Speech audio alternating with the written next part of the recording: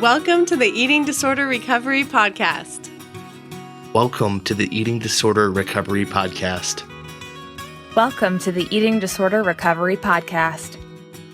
Welcome to the Eating Disorder Recovery Podcast. Welcome to the Eating Disorder Recovery Podcast with me, Dr. Janine Anderson. Heads up, this show may contain adult language and may mention specific foods. If you find either of those to be too triggering, I trust you to take care of yourself and do what you need to do.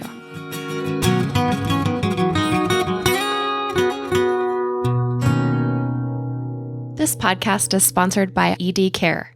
ED Care has provided PHP, IOP, and outpatient treatment for all genders 18 and over since 2001. CAMSA, which stands for Connection, Acceptance, Mindfulness, Sense of Self, and Action, is ED Care's mindfulness-based treatment approach and is incorporated into each individualized treatment plan. Facilities are located in Denver, Colorado Springs, and Kansas City, and all treatment is supported by master's level clinicians or higher. ED Care offers 4 specialty tracks for binge eating disorder, elite athletes, substance use, and trauma. And the Connections House, an affordable supportive housing component, adds an extra layer of supervised support. Visit eatingdisorder.care or call 866-771-0861.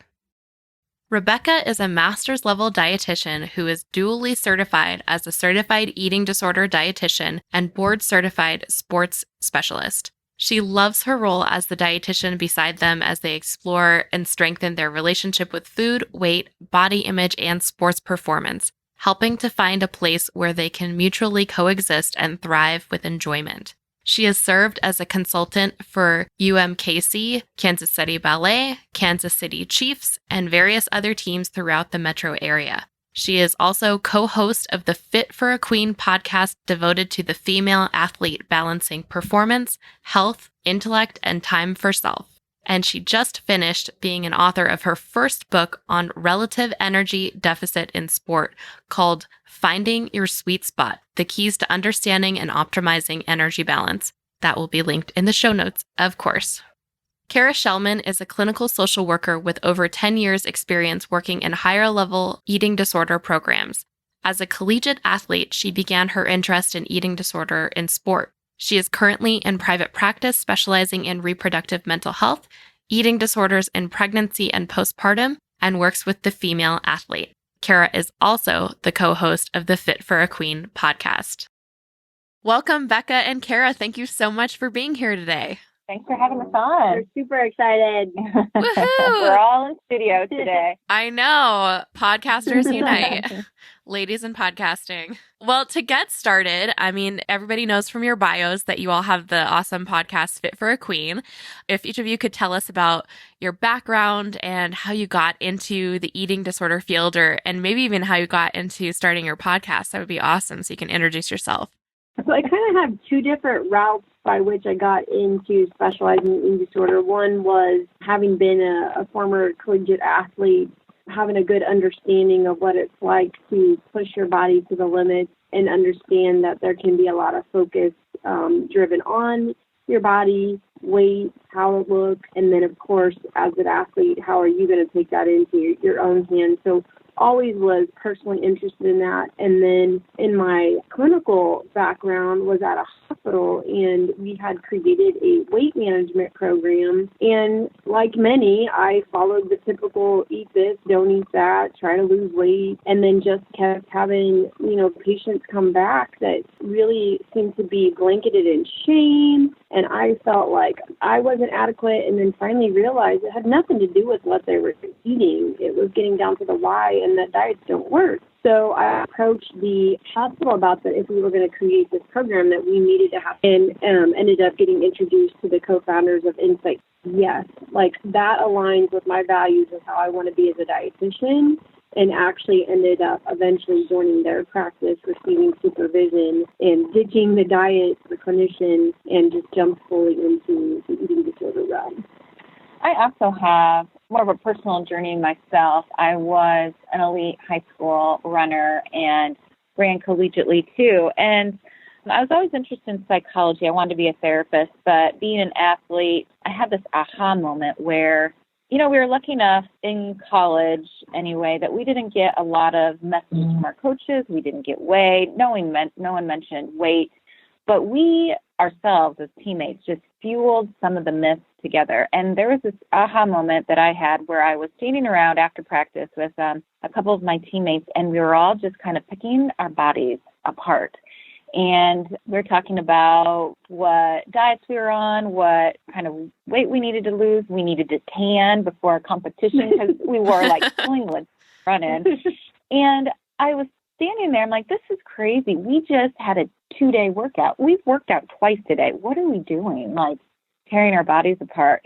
And then personally, I stopped running competitively after my sophomore year in college. And really for me, it was such a huge transition. I really probably over-identified with the athlete identity. I went through puberty as an athlete. So leaving college athletics, I had no idea what my body would do. I had no idea how to fuel and exercise and move without training. I didn't know what to talk to my family. It has always been that way. And it was a big transition for me, kind of an identity crisis that I had to work through during my college years, and really got me interested in working with athletes, eating disorders, and just for me, like women's health overall, what I've been doing in my practice. So that's where I got to working in this field. And then I met Becca. That's awesome. And the podcast was strictly Becca's idea. I'm giving her all the credit for that. You know how it goes. Conferences really just kind of get the creative brain juices going, and they were talking about like preventative measures with young athletes. And I remember like tapping her, like, we should do something like this back at home. And we just kind of left it at that. And then it was probably like a couple of weeks later, a month later, doing a lot of commuting, I love podcasts. And so I found yours. And I said, Kara, do you know of any podcasts? And I was like, you thinking what I'm thinking? And she's like, yeah. And so we met, about a week later, and the rest is history. I suckered into it. Yes, you did. It's funny how those things don't go away, and then you wind up doing all these things that you didn't imagine yourself ever doing. Yeah, and we've been having such a good time with it. Again, I'm learning so much from the guests that we have on, so it's been helpful in my practice and what I've been learning. Well, also real quick too, I want to make sure that Becca reminds our audience that she also has a book coming out. Becca, this is payback for me being on your pod when you did this to me. I deserve it. Yeah, so finding your sweet spot is how to prevent REDF, which is relative energy deficit in sport. Great. And when is it coming out? In, I hope, a week or two. Oh my gosh. A nice airplane read that I hope most parents, athletes can get their hands on and start to understand what causes it, how to prevent it, how to maintain energy balance throughout the whole season, how to also identify if possibly it's more than that and it could be an eating disorder. I've got some things for the back of the book, but there's a lot of education on what it is, but it doesn't really tell the athlete how they come about to get in energy imbalance, and I hope that this book will help them. Yeah, I think that book will be so helpful for people trying to understand that, which is a lot of what we're going to talk about today. One of the things I wanted to ask you all, what are some common things you see working with people who are involved in sports who also have eating disorders or disordered eating? They have believed through, again, misinformation from coaches, from primary care providers, that are really influencing their training and their beliefs around their body and kind of fueling. So one of those is that, weight has a connection to performance. If I lose a certain amount of weight, then I'm going to perform better, which we know necessarily over time that's not true, but also can lead to kind of burnout. My low heart rate is because I have an athlete's or a runner's heart, and that's, again, not necessarily true. Our heart is compensating for restrictive eating and probably for exercise. And I think for me, sort of mood-wise, I am looking a lot at kind of personality traits, perfectionism. How is the sport possibly a coping skill, or the exercise itself a coping skill for the underneath kind of emotions that can be overwhelming in terms of collegiate or high school sports of stress, anxiety, depression, and coping with other things. So that's what I'm looking for when an athlete first comes in, is the eating disorder, an overall coping skill for what's underneath. Yeah, that's a great point. This is Becca. So I want to kind of tag on to what Kara said partially about her experience. You need to understand and study the cultures at wherever that school is, whatever that team is, because it will start going like wildfire. If you have one athlete that's really trying to push something, particularly a diet, right now, quote unquote, clean eating, I hate that term. It's so popular and it's translated into our athletes. And that's one of the big things I talk about in the book, that I almost feel like this orthorexia, clean eating, has contributed to energy imbalance. And then we just don't know who's going to have that genetic tendency for an eating disorder. Well, that may be the thing that pulls the trigger. And having them know that, 1,400 calories is not enough for a collegiate runner running 50 miles a week. And then being able to provide with them the science and explain what happens to the body, how you need more glycogen to run longer and you need it for recovery. And these are the things that we're looking at. And what 9 times out of 10 ends up happening are the things that they think innocently they're trying to do to better their performance have not led to better performance outcomes. And so I have them really define what is it that you want to improve that is actually improvable, and what things can we do to help you get there that's going to be in a healthy manner. Yeah, that's a great point. Becca and Kara, but Becca, can you talk a little bit about what relative energy deficiency is, just in case people aren't familiar with the term? Sure. So basically, your fat-free mass, which would be your muscle, needs a minimum of 30 to 35 calories per pound. If you go below that, we start to see all sorts of organ systems slow down or even shut down. For the athlete, they may be more prone. Now we're seeing connective tissue injuries, stress fractures, digestive issues. They may be more flat affected in their performance, meaning their mood is kind of down. And so they'll just contribute it to working hard, pushing themselves hard, but it could just be that their body is consistently in this state of energy imbalance. And so looking now, we moved away from female athlete triad to RED-S, which also includes the males, so that we're looking basically holistically at the athlete and what results from that energy imbalance. And kind of from the therapist perspective, this is Kara, that the female athlete triad didn't talk about mood issues that came along with some of these behaviors and what we're seeing physically, but mood might be even the first indicator that something's off. More depression, again, more burnout, more mood issues that are stemming from some of the behaviors where they're not getting enough fuel and overtraining. Yeah, for sure. I think that that's such a helpful and beneficial addition in switching over from using that terminology of the female athlete triad that we used to use to RED-S, because not only is it more inclusive, but because of that mood piece, like I'm just thinking and working with my clients, when people are telling me things like, I'm dreading exercise, I just feel so trapped by it. Whenever I go, it's completely miserable to me. That's like something is majorly amiss that we really need to address, eating disorder or not there, because I don't think that that reflects really having a healthy relationship with exercise. I'm wondering, what are some of the common misconceptions that people have about training, nutrition, mental toughness, or like pushing yourself too hard that you all see working with athletes?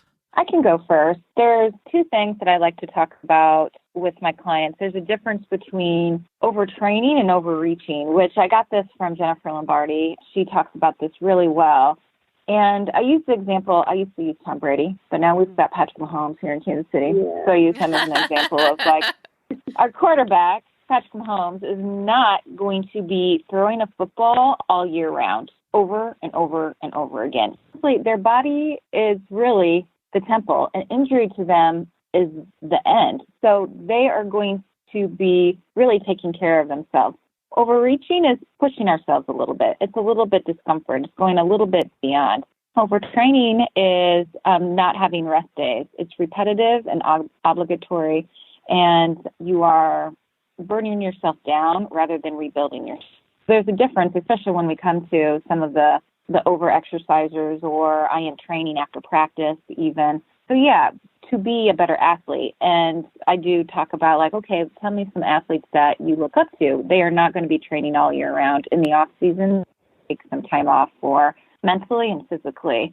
And then I also talk about the difference between perfectionism and excellence within the culture of the sport, within ourselves. Perfectionism is pretty black and white. There's not a lot of flexibility around that when it comes to performance. Excellence is it's a process. There's progress. I am training in a certain way every single time in performance. So those are two things that I talk about that can be a little bit detrimental in terms of the athletes I'm working with. Mm-hmm. What about you, Becca? And I'll take that a little bit further with the perfectionism. Kate Bennett said it really well at a conference, the difference between a good athlete and maybe an athlete that's struggling with disorder is a coach will give them the training plan and they will try to perfect it and they won't go outside of that. Okay, so a good athlete will stick to the plan, perfect that in any way that they can, and they won't go outside of it. If that athlete is struggling with an eating disorder, they're going to feel like they have to do in addition to. So they'll go outside of that and do more cardio. They'll feel like they have to stick to the same nutrition plan regardless. So training periodization should actually have nutrition periodization that goes with it, meaning that there should be times that you are pushing yourself, but that's usually followed up with a lot of recovery and really a lot of importance with recovery nutrition. Somebody that's struggling with that eating disorder is going to want the same plan all the time, and then they'll look at their training as, well, I need to do more on top of that, and that's what really puts them more at risk as well. The other part, too, is are they allowing for freedom within that and flexibility? She brought up Patrick Mahomes, and one of the things, having worked with the Chiefs for 3 years, is I would say those guys were mandated to have one full day of rest. Hey, that's their paycheck, and they're mandated to have a day off. Mm-hmm. What are you doing? Why are you needing to go out and do in addition to, and then that really gets them thinking, and that's how you can separate the difference between just trying to be a hard-achieving athlete and one that's probably using it for some sort of coping. Mm-hmm. Absolutely. I like that. You said that. What are you doing? You're not Take a day off. That's a really helpful piece of perspective there, especially Becca, having worked with the Kansas City Chiefs and elite pro athletes have to take days off. So then my next question for you two, Kara from a therapist's perspective and Becca from a dietitian's perspective is what happens when you don't take rest days or just take the proper amount of rest that you actually need? Because I'm just so relating with working with people in my practice who really struggle to take the proper rest and recover. So tell us about that. Man, it turns into this, I feel like they're in this hamster wheel, right? And I have to keep going. What I hear so much is it ruins my relationship to whatever sport that I'm in. I feel like I have to. And if I don't, what's going to happen to my body? I remember feeling that way again, transitioning from sport. I've never not competed or trained. I have no idea what my body's going to look like when I start putting more healthier kind of boundaries around it. So kind of that increased burnout, when it comes to an athlete, how is that going to affect my performance, depression, and then it's affecting relationships, especially some of those younger athletes. You can just see the isolation increase and choices are being made about exercise and food versus what should be going on. It's having fun with friends and doing all those social activities on the weekend, going to pizza parties and all of the meals before big meet. So it's really taking a hit to relationships and increasing that isolation and therefore which increases sort of depression. So helpful. I get too excited and have to jump in. I don't let you even get her time. Sorry. No worries. I really, from this, because a lot of the athletes, they Googled the science behind it, and I started explaining what happens when you don't get rest and how really rest is not rest, it's growth. So when we are sleeping or when we are taking that off day after a really hard workout, growth hormones at its highest, that's when our glycogen is trying to replenish and be able to build more. We're building mitochondria in the muscle to help. So when I put that down and we start looking at what their performance goals are and we see hey, you notice now you're struggling, you're having to work at a higher perceived exertion, which is they can rate themselves on how hard they're having to work to maintain the same amount of workout. They'll go, gosh, yeah, I'm at a 9 or 10 to do the same pace that I started season out. I'm yeah, that's because you're not getting enough rest. And so now your body's hit a wall and can't adapt and build and get stronger as it should. And then Kara said, that usually pulls you away from the things that give that brain a rest and then have you hungry to go out there and do that hard training the next day with your teammates. So it really becomes big picture when you're not resting, what's getting compromised and what's not being able to grow. Wow, that's a really powerful point. That's a really awesome way to think about it. And that's just the reality of it too, is that I think so many people, especially when you have an eating disorder, feel like they're not doing enough and have some compulsion behind wanting to exercise. And really, not only is taking the proper amount of rest really just a way to honor your body, but it's because rest is really purposeful. So if you're not ready to part ways with that idea of being productive all the time, just think of it as your body growing and being productive anyway, even while you're not exercising it. I'm curious to hear y'all's thoughts on where this idea of not taking rest days comes from for you, because I certainly can see that on like the individual psychological level with people I work with. And then I also acknowledge, I live in Colorado, which is an incredibly athletic, outdoorsy oriented state. There are a lot of people who are professional athletes and elite athletes here. And I think that really greatly contributes to the expectations people set of themselves, because not everybody is meant to be a professional marathon runner, but I definitely feel like some people internalize that expectation of that themselves. So for you all, where do you notice all this pressure to not rest and just go hard all the time is coming from? Can I take on this one? Sure, go right ahead. I think Look excited. we have two different arms that have started here. We've got the over-specialization, and you've really gotten on my soapbox, and I talk about that again in the book because now having a younger athlete. So we start modeling to these children that, you should be doing multiple sports that are multiple hours. And so that's like, hey, a normal day should be that I have at least 3 hours of practice and there's no days off because, the soccer games are on the weekend, my dance is Monday through Friday. And so that continues on with them. The other thing is, as the lovely Dr. Johnson said, that we are such a goal-oriented society now that exercise and lack of rest have become like our tagline, the inspiration when it starts at the beginning of the year, like, how many days can you do straight in the gym? I'm like, no, let's see who's going to be going to their physical therapist or sports med doctor first. But it's become something to be competitive. I think a little bit of the changing in culture of more bigger, faster, stronger that we hear and messages from everywhere, as well as I think that ideal, quote unquote, I'm air quoting, ideal body of lean and fit, yet curvy, and what we need to do to get that type of body, which is unrealistic. We're surrounded by those images more and more. So a lot of our culture right now is, I think, impacting that as well. Mm-hmm.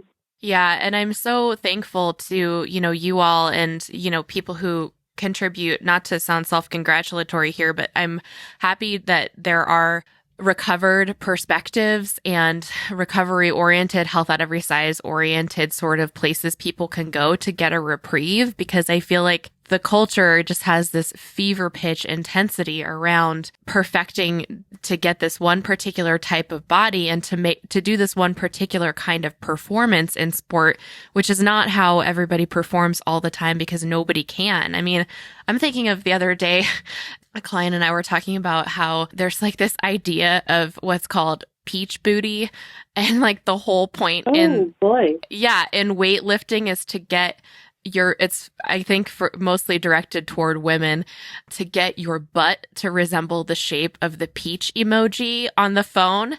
And I just felt my God. I know. And I was like, listen, everybody, real peaches don't look like the peach emoji. So that is just that's an absurd idea. Are you honestly going to go blow your backside away in the gym because you are trying to get this ridiculous ideal? I mean, at some point, I feel like we have to challenge that insanity. Like, let's all take a collective step back and look at that. That's not weightlifting for health or for joy or for fun or for training. That's just ridiculous. Oh, and it just brings me back. We both are such big fans of Ron Thompson and Roberta Sherman, the first to really look at athletes and eating disorders. And they said from the beginning, there's a body image in sport, and then there's the body image in society. And what's happened in sport is both of those have collided. Yeah. It's like well, women's basketball should look this way and women's soccer should look this way. And so that has nothing to do with their performance or helping them perform better. It's what we think they should look like in society. So kind of shifting gears, how would you describe a healthy relationship with food and exercise? I'll take that one. First, I think, again, as I shared, I had to go through that journey myself of figuring out what is healthy versus what is training or what I have to do. I mean, it's been just a continuing evolution for me now as a mother of a 2-year-old going through pregnancy and postpartum. Is like, okay, what does healthy exercise look like now when I am recovering body-wise and when I have such limited time? For me, just again, personally, it's really learning about the flexibility around movement and exercise. That what do I want to do, really? What do I love to do versus what I have had to do? Do I really love running? Do I really love competing in races? And people ask me all the time, like, oh, you're a runner, you ran in college. Do you do all the 5Ks and all the runs or whatever? I'm like, no, I have no interest in getting up at 6 o'clock in the morning and running whatever mileage that I can run at 2 o'clock in the afternoon. I really learned to love running not because I had to, but because I wanted to, and it really is turned into this meditative experience, and that I want to do different things. I incorporate yoga, I incorporate days off, and right now I incorporate a lot of days off. I just don't have time to do it as much anymore with a busy practice and a busy 2-year-old. So for me, the big thing was flexibility. And in terms when I work with like my clients, it is how do we not punish our relationship with food and relationship with our exercise due to what we did or did not do during the day? How can we not take it out on our body? That is more on the disordered end. So one of the things I love to do is go back through and pull like the evolution of sports products. And that really seems to help where the athletes get narrow niche of like, I have to eat my quinoa bowl with, my beans and everything else on it. And that's all I can have before I go out and run. And I talk about how a lot of times, even today in Ironman, is Coke. And so that gets their attention, like, what? Soda? And I'm like, yeah. And we talk about the function behind it. And that's because, one, it's a liquid, so you've got hydration. It's something that's palatable. I can actually remember when I was 16 and had ACL reconstruction and I'm sick from the pain meds, they came in and gave me cola syrup because cola syrup was used to help with nausea. And so the Coca-Cola is easier on the stomach, and they flatten it so there's not carbonation they use. So I look at them and be like, okay, so if we're going to have this healthy food, unhealthy food, why is it these top athletes, that's still the number one thing they use? And then I shared the story about how I was running a half, and there was an older gentleman, and he had this whole, backpack full of little Snickers, and how I was in my head taking out, I'm like, oh my God, I can't believe he's eating all the Snickers. And then I continue on, and I'm like, wait a minute. At some point, I need to be like, wait, he's ahead of me. So whatever he's doing must be working. And that each athlete really, or, each individual, even past their sport, needs to look at what works for them and hence determine the relationship when it comes to food. When it comes to movement and exercise, is it working towards your goal or working against you? And you still need to be able to have pleasure from both of those for it to be a healthy relationship. Yeah, definitely. What kind of advice would you have for those who are working to recover their relationship with exercise and sport after maybe they've gone through an eating disorder or disordered eating? Like when people are, at a point where they're trying to get back into it with the consent of their treatment team, everyone. Unfortunately, as a therapist, I have the hard job of talking about feelings and emotions. So that is where I come in. I know. Nobody likes those. No. I ask this question of whatever sport they're in, or just, if I told you couldn't compete in your sport for a week or you couldn't run for a week, and if you're telling me you're so uncomfortable with that, that is what I want to work on, that your sport is helping you cope with. Is it fear? Is it anxiety? Is it depression?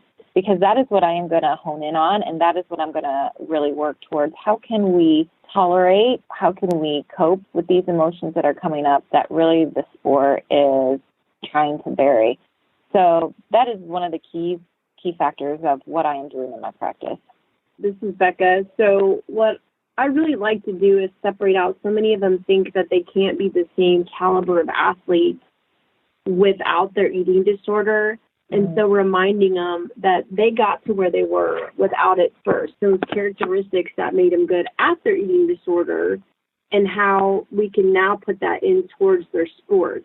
And many of them will blend very well together and help them see how they can recover that relationship back to that joy, that love they had in their sport. Because that's the reason we get in the first place is because something got us interested in it. And going back, even starting with childhood, like, why did you love that? I always love basketball. I love the team camaraderie part, being able to click with my teammates. And so, having that therapist and the dietitian blend on having that plan, what we need to do to get the safety net in place if that eating disorder is trying to come back, and sometimes those thoughts grow up, and how to move forward without it. She's such a good dietitian. No. Becca's great. You both are great. I surround myself with awesomeness. It's a good strategy. I was going to ask if both of you could speak a little bit more about the identity piece of when somebody really does have to pull back on or discontinue a sport or exercising in a way that was really meaningful to them. Maybe Kara can talk a little bit, especially about the struggles and emotions that come up that people inevitably have to work their way through. Yeah. Well, I think in general, athletes are a bit glorified. In high school and college, obviously professional athletes, you get a lot of attention, and it becomes an important aspect of, first of all, what we're working on, that self-esteem. This is the only way people are going to like me. This is the only thing, again, that we talk about with my friends and with my family. And it becomes, again, kind of an over-identification or a skewed view of yourself. Because when it comes down to it, your parents and your friends, hopefully love you for you and not your performance, right? But with anything, with my personal journey, it really took some time, and for me, a little bit of distance of outside my sport, right? I had new relationships that didn't know me as an athlete. I had jobs that they didn't know me as that background. So as well as like with anything, putting all of your eggs in one basket, what happens when that aspect kind of dissolves? So I am really looking at the whole picture of someone coming in. What else do you love? What interests do you have? What friends do you miss now that it's taking over? What are things that you're doing with your family? Tell me a little bit about your role as a sister or a friend or a girlfriend or a wife or a husband or a partner. I am really giving them an overall picture of this is just not who you are. And this is not something that the people in your life only love you for that. But it is a runner. I've always been a basketball player. It is looking at all the things that you're interested in, what makes you you, other than being an athlete. I love that. And this is, Becca, I think one of the things I focus on is physically in their sport. How can we keep them in there mentally? Mm-hmm. Can they still be a part of the team? Can we gather the team around them for support? And then being able to weed out as they're working on things that we are trying to get them back. A lot of times when an athlete first starts, they're so worried that everything is going to end up impacting their performance, impacting their ability to be as an athlete. But then when you start showing them, like, look, yeah, this meal plan right now feels really overwhelming, and you're eating food that you haven't eaten in a long time, but your heart rate's improving. Mm-hmm. Yes, your weight is going up, and you feel like you're being slow, but look, that's actually muscle coming back on your legs, things that are going to prevent you from being injured, and letting them be able to see. And that's how I can separate, too, when somebody comes in and they're more what we would call the classic red S versus an eating disorder, is if that athlete knows that they're compromised physically, they'll do anything they can to get back to their sport, and get back to health. Where if it's the eating disorder, that eating disorder is that emotional coping, and they're scared. And so that really helps to weed out, like, whoa, can you see that it's not all about the sport? There's something else that's hiding there. Yeah, that's a great point. The psychological part of if there's something else driving you trying to overperform in that way or pushing yourself too hard versus and making the distinction between an athlete who has energy deficiency versus somebody who is depleted of energy because that eating disorder is driving that. And that you're saying somebody who doesn't have the eating disorder is willing to correct that because it will improve how they experience the sport. Well, in kind of wrapping up for today, any words of wisdom or hope that you have for listeners who are working on their relationship with sport or exercise? I go back to like that feeling of being in the hamster wheel and that I can't get out of this. And I do let, athletes and my clients know that you can. And there are people out there that know what they're doing and want to support you, and your family, your coaches, your friends do. So you can get out of the hamster wheel, and there's hope for kind of recovery and also not losing that sport too. Oh, absolutely. This is Becca. I think the biggest thing is those of you that are struggling right now or in recovery, use that voice. Be able to get out there and Tina Muir really opened the door when it came to amenorrhea with professional runners and runners, period. And look where we're at now. We see the figure skaters coming out, or even athletes that have struggled for a long time, to be like, okay, I want help. I don't want to struggle. I don't want to hide in this anymore. Where can I find the resources? And for those of you around them, you don't have to say, hey, I think you have an eating disorder, but like, hey, let's go eat pizza tonight. And, get them out of the dorm room, get them out of their house. Try to see if you can get them engaged and give them that support as they're working on recovery. But you're a teammate, not only on the court or the field, you're a teammate, through life as well. Right. I love all those points, especially about ultimately for some people, I think that they're afraid that they'll never be able to participate in the sport again. And I would say definitely lean on your treatment team and try to follow their advice as best as you can. But people can get back to that. And also there is hope and identity after that if you do wind up leaving a sport, because you were a whole person before you ever played it, and you're going to be a whole person after too. So I so appreciate you all being on here. I really love talking with you. It was so fun to swap. Yeah. So where can listeners find you if they want to connect with you or your awesome podcast, Fit for a Queen? Fit for a Queen. We're on Instagram at Fit for a Queen, Facebook and Twitter. And then for me, my practice is Sentimano Counseling. So you can find me at sentimano.com. And I am at BeccaMcConville.com, and you can find me on Facebook and Instagram. My Instagram is Rebecca ED Dietitian. Yes. And I think we're probably all connected on all those social things. If not, I'll go through and try to hook them up now. And I, of course, will link to that in the show notes. Fit for a Queen is spelled PHIT and is an acronym for them. So I will link that in the show notes. But if you're searching, it's PHIT for a Queen. It's a female athlete podcast. In case you're looking for one, that is my go-to referral when people are like, I need to listen to a podcast about sports and athletes. I'm like, I don't know anything about that. You should listen to Kara and Becca. Thank you. So great talking to you two. I really appreciate it. And then next time I'm out in Kansas City, because actually my sister-in-law lives out there, I'll call you guys up and we'll get lunch or something. Yes, too. Needs to be done. Yeah, definitely. As we said the first time we met in person, podcasters don't shake hands. Podcasters hug. Podcasters hug. It's true. I'm a hugger, so I try not to be weird about it, but I always want to hug people when I meet them at first. Okay, thank you so much, Kara and Becca. Thanks so much, Janine. Have a great week. Bye. All right, you too. Bye-bye.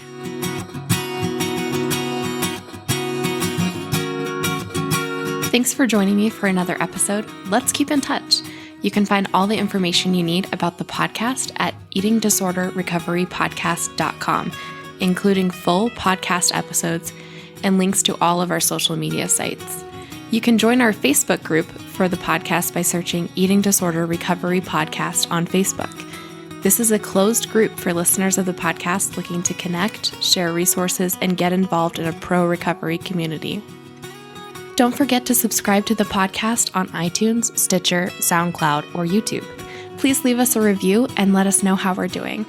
Talk to you next time on the Eating Disorder Recovery Podcast.